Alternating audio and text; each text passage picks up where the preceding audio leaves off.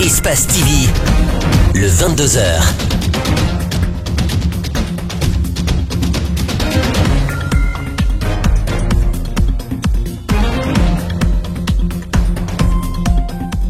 Bonsoir à tous, bienvenue aux 22h d'Espace TV.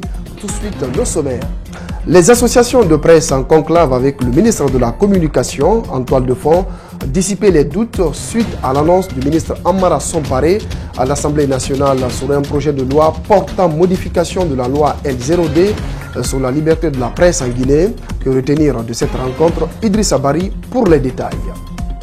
Au sommaire également, nous ferons un détour dans la ville de Zérékoré où les accidents de la circulation deviennent de plus en plus récurrents. À près de 200 cas, dont 8 mortels, sont enregistrés depuis le début de l'année. Les agents de la police routière mal équipés et en sous-effectif peinent à faire respecter la loi. Reportage à suivre avec l'une de nos équipes en tournée dans la région forestière. Enfin, élection générale en RDC. À quelques semaines des élections, des milliers de Congolais ne pourront pas voter. Ils ont fui les conflits et les guerres pour se réfugier dans les pays voisins, notamment en Ouganda.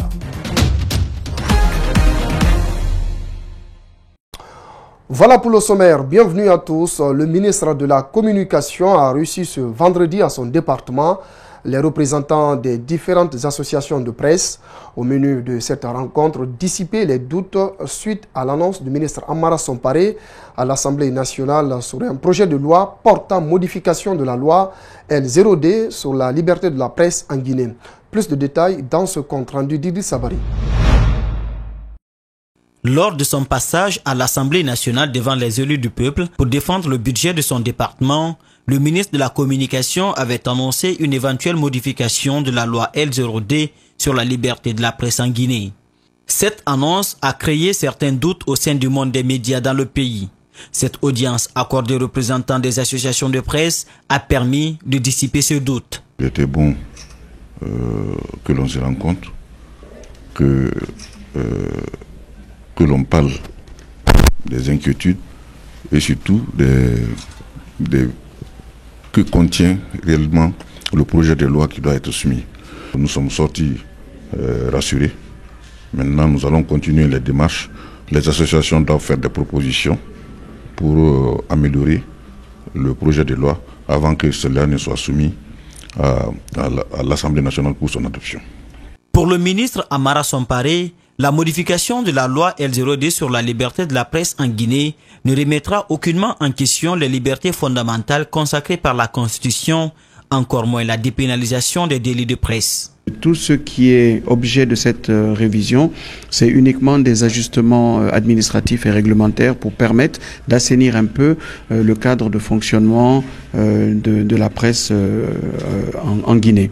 Bon, je terminerai en disant qu'il faut que dans notre pays, la culture évolue un peu. Les lois sont appelées à vivre, à évoluer pour s'adapter aux progrès technologiques et aux évolutions sociétales. Il en va de même pour la loi sur la liberté de la presse. Plus loin, il explique que cette modification va prendre en compte le développement massif de nouvelles formes de médias, notamment les web radios et TV. Le ministère de la Jeunesse et de l'Emploi jeune, à travers le projet Booster les compétences pour l'employabilité des jeunes, vient d'organiser un atelier de formation à l'intention d'une quarantaine de ces cadres. Le projet financé par la Banque mondiale s'inscrit dans le cadre de la mise en œuvre de la composante 3 du projet. C'est le ministre de la Jeunesse qui a présidé la cérémonie de clôture de cette formation. Mariam Fodé Kamara, Mohamed Aloussen Kamara. L'objectif de cette formation des formateurs intitulée Appui institutionnel et révision du cadre réglementaire est de mettre à la disposition du ministère un pôle de formateurs. Ils auront désormais pour tâche de former des cadres de l'administration décentralisée et déconcentrée sur toute l'étendue du territoire national. Toutes ces activités de renforcement de capacité que nous organisons ont pour finalité de doter nos institutions de formation et notre administration publique des ressources humaines qualifiées, capables de rendre un service de qualité aux citoyens, surtout aux jeunes. Car la première richesse d'une nation, c'est son capital humain. Ces participants ont été outillés dans des domaines comme la gestion axée sur les résultats, la gestion des projets, la rédaction administrative pour ne citer que cela. Par la voix de leur porte-parole, ils se sont engagés à démultiplier les connaissances acquises.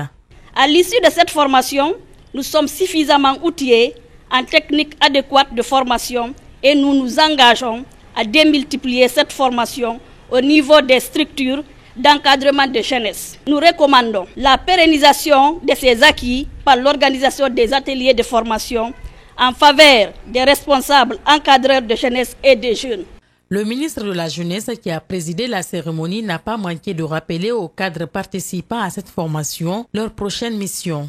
Votre équipe permettra au ministère d'améliorer les compétences et capacités de travail du personnel à tous les niveaux pour faire face aux enjeux liés à la mise en œuvre des projets et programmes du gouvernement en matière de jeunesse. Le projet Bossège est financé à hauteur de 20 millions de dollars américains par l'IDA, un groupe de la Banque mondiale, pour une durée de 6 mois. Il vise 18 000 jeunes en formation initiale et plus de 2 800 jeunes diplômés sans emploi, soit un total de 20 000 jeunes. Restons toujours avec le département de la jeunesse et de l'emploi jeune pour dire que le ministre Mokhtar Diallo a procédé ce jeudi au lancement des travaux du diagnostic participatif en vue de l'identification et de la formalisation des besoins des jeunes de l'axe Hamdanlaye Kagwele. Ce projet vise à identifier l'ensemble des problèmes auxquels ses habitants, particulièrement les jeunes, sont confrontés. Malik Sanjana Kamara, Abou Kouria Kourouma. Le rond-point d'Hamdanlaye sert de cadre à la cérémonie de lancement des travaux du diagnostic participatif pour identifier les besoins des habitants de l'axe Le Prince. C'est un projet du ministère de la Jeunesse et de l'Emploi jeune, financé par l'ONG Aide et Action. La démarche vise à apporter des réponses rapides aux problèmes auxquels sont confrontés les jeunes de l'axe. Le chômage, la sous-formation, la migration irrégulière, la violence, la haine, l'exclusion, etc., etc. C'est pour tout cela que le gouvernement, à travers le ministère de la Jeunesse et de l'Emploi des Jeunes, a initié ce projet. Les responsables communaux accueillent à bras ouverts cette opération. Cependant, ils ont mis un accent particulier sur l'emploi des jeunes. Nous saisissons cette opportunité pour vous remercier, encourager et en même temps formuler un plaidoyer auprès de vous pour l'emploi de nos jeunes afin de réduire le flux de l'immigration clandestine. Quant à nos braves populations, nous vous exhortons à la culture de la paix, la cohésion sociale qui sont des facteurs d'un développement durable. Pour ce jeune activiste, l'accès au financement par les jeunes n'est pas aisé. Je suis amené à être une sorte de modèle ou une sorte de lumière pour tous ceux qui vivent avec moi ou qui croient en moi. Donc je voudrais honnêtement aussi interpeller les partenaires pour qu'ils soient un peu souples dans leur procédure d'accès au financement. Le ministère de la Jeunesse a identifié 10 jeunes dans la commune de Ratouma pour cette consultation. Par la suite, des projets seront initiés en leur faveur pour répondre à leurs besoins, conclut Mokhtar Diallo.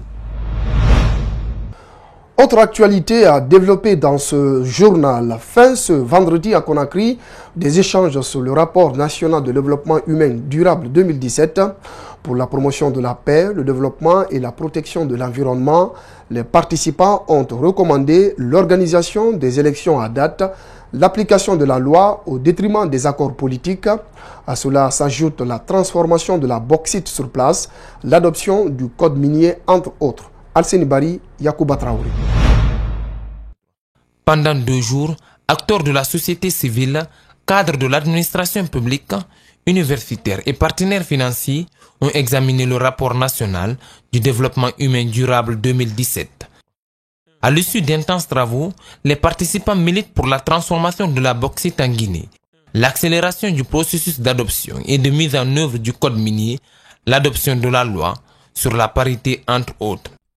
Ensuite, mettre en œuvre des mesures fortes de lutte contre l'impunité et la corruption.